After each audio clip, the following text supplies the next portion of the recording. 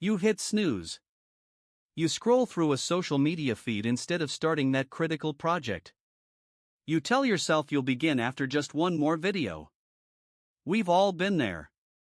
We call it laziness, as if it's a permanent, unchangeable trait woven into our character. We wear it as a label: I am a procrastinator. But the Stoics, philosophers like Seneca, Marcus Aurelius, and Epictetus, would reframe this entirely. They would argue that what we call laziness is not a character flaw, but a failure of philosophy. It is not something you are, but something you do, a series of small, poor judgments made in the moment. Each time you choose distraction over action, you are making a judgment that immediate comfort is more valuable than long-term purpose, that ease is preferable to growth. The good news? If laziness is born from faulty judgment, it can be corrected with better philosophy. By installing new mental rules, you can reprogram your automatic responses. Here are 7 Stoic rules designed not to shame you, but to correct those judgments and build a system for unstoppable action. Rule 1: Start with the why, the North Star of action. Before willpower fails, purpose must be clear. When resistance arises, pause and ask, why am I doing this? Is this task truly aligned with my core values, with being a competent professional, a caring partner, a healthy individual? If the answer is no, question why it's on your list. If the answer is yes, actively connect to that deeper reason. Marcus Aurelius constantly reminded himself of his role: I am a Roman citizen, a ruler, a brother. Remind yourself, I am a person who finishes what they start, or I am someone who values mastery. Action disconnected from purpose is just motion. Action tied to a why becomes meaningful and much harder to avoid. Rule 2: Embrace discomfort as your arena. Modern life is engineered for comfort. Stoicism is engineered for strength. The Stoics practiced voluntary hardship, taking cold baths, wearing simple clothes, not to punish themselves, but to prove that comfort is not the highest good. Apply this to your task. Tell yourself the difficulty is the point. That challenging project is not an obstacle to your peace, it is your training ground for resilience. The mental friction you feel is the exact resistance that, when pushed against, builds your discipline muscle. Reframe the discomfort from something to be avoided to the very signal that you are in the arena, building strength.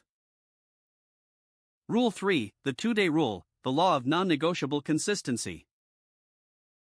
This is a practical guardrail against the slide.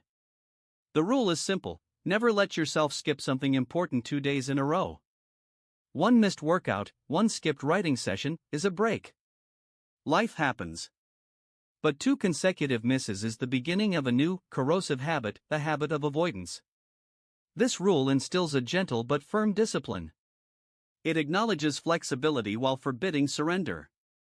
It forces you to break the chain of neglect before it becomes a lifestyle, appealing to your sense of self-respect. I am not someone who quits for good.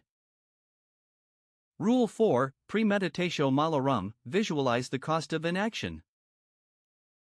We often visualize failure with fear, which paralyzes us. The Stoic practice of premeditatio malorum, the premeditation of evils, asks you to visualize consequences with clarity, not fear. Don't just imagine failing the task. Imagine the future version of you, weeks or months from now, if you consistently choose laziness. See the skills you didn't build, the respect you didn't earn, the person you didn't become. Look this future self in the eye. Is that who you want to be? This vivid, negative visualization is not meant to terrify, but to make the cost of inaction more real than the fleeting discomfort of starting.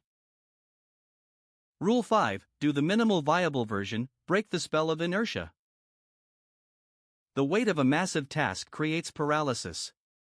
The Stoic solution is radical reduction. Can't write the chapter? Commit to writing 1 sentence. Can't face the hour-long workout? Put on your shoes and do 5 minutes of stretching. The goal is not achievement, but the initiation of motion. Physics teaches us that an object at rest stays at rest, an object in motion stays in motion. The smallest action breaks the hypnotic spell of inertia. Almost always, that 1 sentence leads to another, and 5 minutes of movement builds momentum. You regain control not by achieving the whole, but by starting the smallest part. Rule 6, Memento Mori, remember you could leave life right now. You could leave life right now. Let that determine what you do and say and think. This reminder from Marcus Aurelius is not morbid, it is clarifying. Is this how you want to spend your precious, finite time? When viewed through the lens of mortality, an hour lost to mindless scrolling is revealed as a profound loss.